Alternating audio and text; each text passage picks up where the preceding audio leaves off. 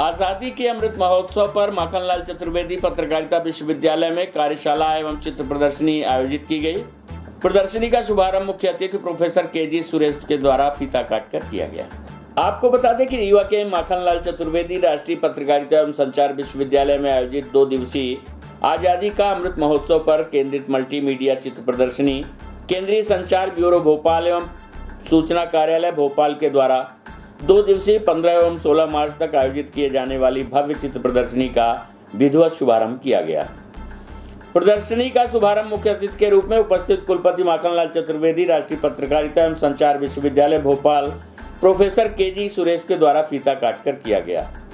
इस अवसर पर विशिष्ट अतिथि के रूप में अवधेश प्रताप सिंह विश्वविद्यालय रीवा के कुलपति प्रोफेसर राजकुमार आचार्य एवं पूर्व मंत्री मध्य प्रदेश शासन पुष्पराज सिंह, कलेक्टर मनोज पुष्प एवं पुलिस अधीक्षक नवनीत भसीन, सूचना कार्यालय भोपाल के अपर महानिदेशक Prashant Pathrave, visual story teller Raipur से डॉक्टर तबीना अंजुम सहित अन्य गणमान्य नागरिक उपस्थित रहे। इसी कड़ी में दूसरे सत्र में भारतीय स्वतंत्रता संग्राम और पत्रकारिता राष्ट्रीय संगोष्ठी का भी आयोजन किया गया, जिसमें कार्यक्रम के आरंभ में अतिथियों द्वारा माखनलाल चतुर्वेदी जी एवं महासरस्वती के चित्र पर माल्यार्पण एवं दीप प्रज्वलन कर छात्राओं द्वारा सरस्वती वंदना के बाद कार्यक्रम के अतिथियों का स्वागत किया गया।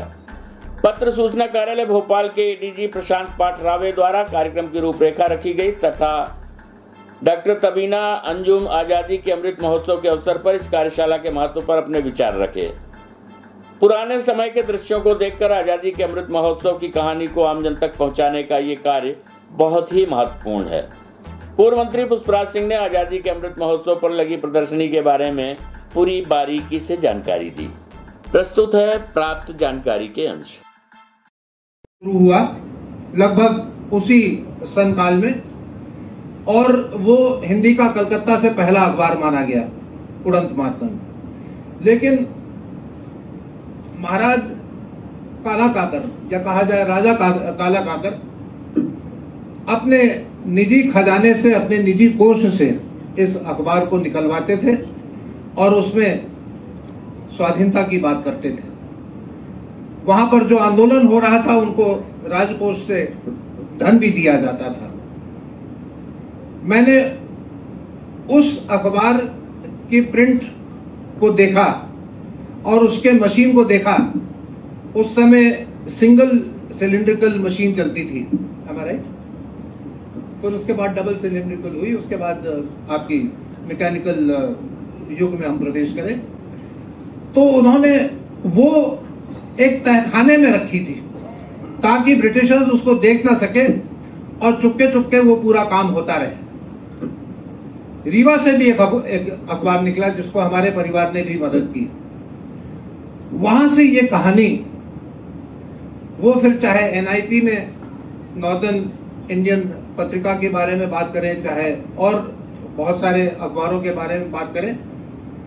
लेकिन हैविंग सेड दिस, ये सब कहने के बाद मैं एक बात को कहना चाहूंगा जिसका आगाज आदरणीय हमारे भोपाल में विराजे इंफॉर्मेशन ब्रॉडकास्टिंग डिपार्टमेंट के हमारे प्रकाश साहब ने कहा और उन्होंने किया कि किस प्रकार से आज जो वर्नाकुलर प्रेस चला, आज हम लोग लगभग भूल गए। डिजिटल के आने के बाद, डिजिटल रेवोल्यूशन के आने के बाद हम लोग लगभग भूल गए। लगता है कि शिक्षा तो बहुत ज़रूरी है। आपने पत्रकारिता करने से पहले अगर 1 या 2 साल का एक इंटेंसिव कोर्स किया हो पत्रकारिता में, तो पत्रकारिता के बेसिक मूल्य जो हैं वो आपको ज़्यादा अच्छे से समझ में आएंगे। और पत्रकारिता का रोल जो होता है प्रिंट मीडिया में और इलेक्ट्रॉनिक मीडिया में भी, वो समझ में आएगा। ये जो प्रदर्शनी है माखनलाल चतुर्वेदी राष्ट्रीय पत्रकारिता एवं संचार विश्वविद्यालय रीवा परिसर में आयोजित किया जा रहा है प्रेस सूचना कार्यालय के समर्थन में। और इस सहयोग के साथ हमने इसलिए किया है क्योंकि एक तो यहाँ के हमारे पत्रकार जो भविष्य के पत्रकार हैं उनको हम यहाँ तैयार कर रहे हैं।